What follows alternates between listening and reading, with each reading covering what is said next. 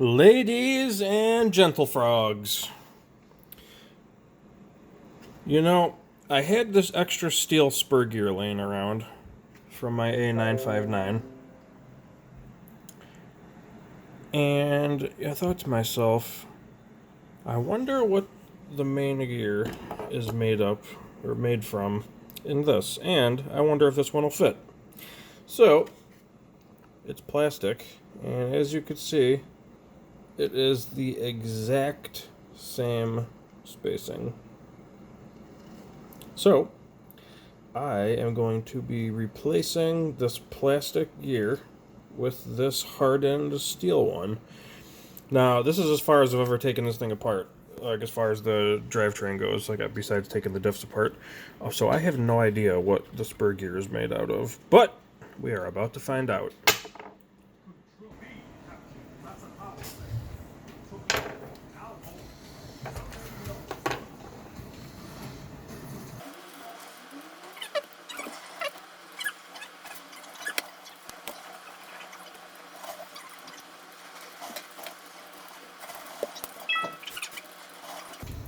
As you guys can see, the pinion gear is metal, and it actually looks like it's steel. It doesn't look like cheap brass or anything like that, so this is actually going to be a great upgrade.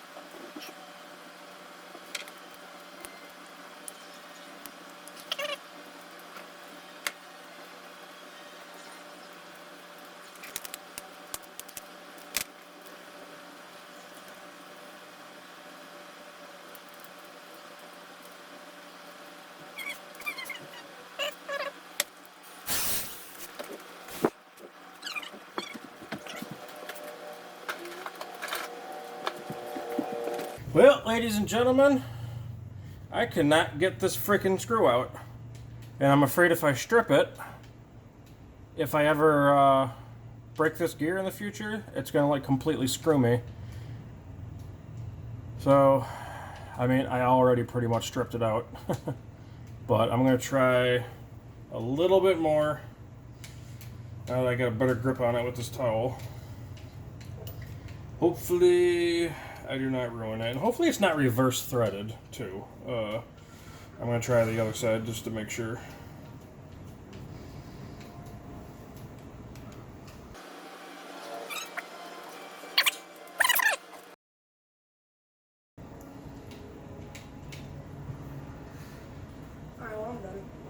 That's cool, they got double bearings on each side.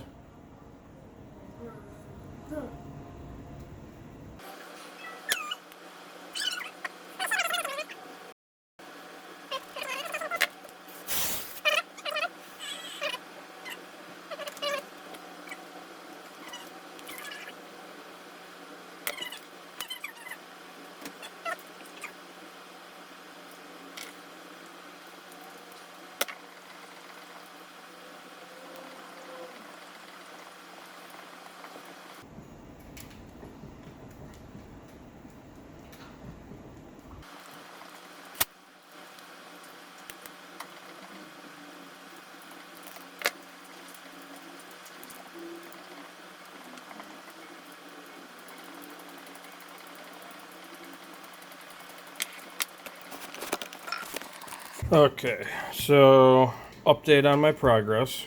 Even though these teeth fit perfectly, if you look at it sideways, you can see that the plastic one, it's shaped pretty much perfectly the same on the top, but on the bottom, there's that big gap, which is not that big of an issue because if I was gonna do this, I would just cut a little bit off the bottom. You know, I would cut it off like, you know, right there all the way around, and then leave that bottom plastic piece on, and then set this on top of that plastic piece. But another issue that I saw is, I don't know if you could see this, but you see how this is sliding up and down and it's not really locked into place? It's doing that because if you look at the red bar and the way it's on here, it is a completely different way of mounting than how the A959 mounts. On the A959, there's these little cutouts, and on the drive shaft, it's just a regular drive shaft, but there's a pin in it, and then you slide this over the pin on the drive shaft, and that's what locks it into place. So on this, that is not how they did it. So because of the shape of the drive shaft and the shape of this spur gear, it would not mount onto this drive shaft. So what I can try to do is replace the drive shaft, take it out of the 959 and put it in here. But I don't know if this shaft is longer or not. They might be the same size, but we're about to find out. Okay. I don't know if you guys can tell, but on the 959, the drive shaft is way shorter, so that will not work. Taking the drive shaft out of the 959 and putting it in the 144001. Look at the front. If I line up this back part with where the spur is supposed to be, which is about exactly right there, look how far off it is in the front. The back would actually work, but this one is way, way, way longer, which means I could have two-wheel drive, I could have rear-wheel drive, but what's the point of doing all that? So that will not work. So I'm gonna put Raiden's hat back on, and I guess I'm gonna have to just put the car back together until I order a part specifically for this, until I order a spur gear specifically for this drive shaft for this car, or for the LC Racing ones that are this is the clone of. I'm gonna have to use the plastic one, which is probably fine, especially with this motor. It's not that torquey of a motor. Now, when I get that brushless combo in the mail, which should be here on tomorrow, I could definitely see this easily stripping out. But for right now, it's good enough. Plus, I can't get these screws out anyway. So once I finally do get a metal gear for this, I'm going to have to do some serious like heating up, and you know, I'm probably going to scratch the shit out of this because I'm going to have to hold it with pliers and, you know, heat that up and then twist the living shit out of it with a screwdriver, and hopefully not strip that out any more than it already is, if it'll focus. I already stripped it pretty good. Not too horrible, but it's definitely stripped. So now I'll just put it back together, and never mind. This was just a waste of time project. Actually, not really, because I can double check everything while I'm in here and make sure all the lubes are good, make sure everything was all good, so it wasn't a complete waste.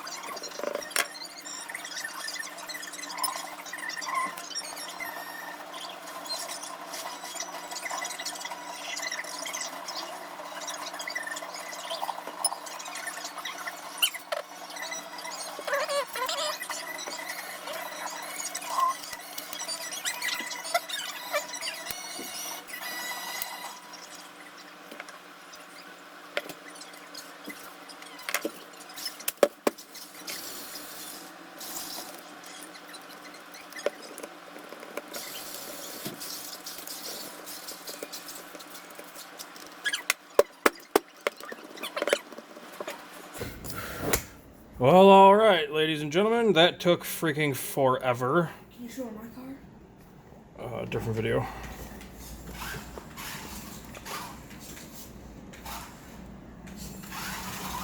So there you go, all back together, and the only thing I managed to do was move the power switch. Because the spot that they had it in was really annoying, but now it's right there on the side. But I didn't realize before I glued it on there that these vents that I cut in here, not only does it block the vent, but now I can see the freaking switch through the vent, which is a little bit annoying. So I'm probably gonna have to break it off and move it somewhere else so you don't see it through the vent, because there's supposed to be air going through there, nothing else. Air through the front, a little bit of air through there, venting out the back, and venting out the back there, because I didn't want all the hot air to be trapped up here and have nowhere to go. So, and it just looks cooler. Those little vents right there.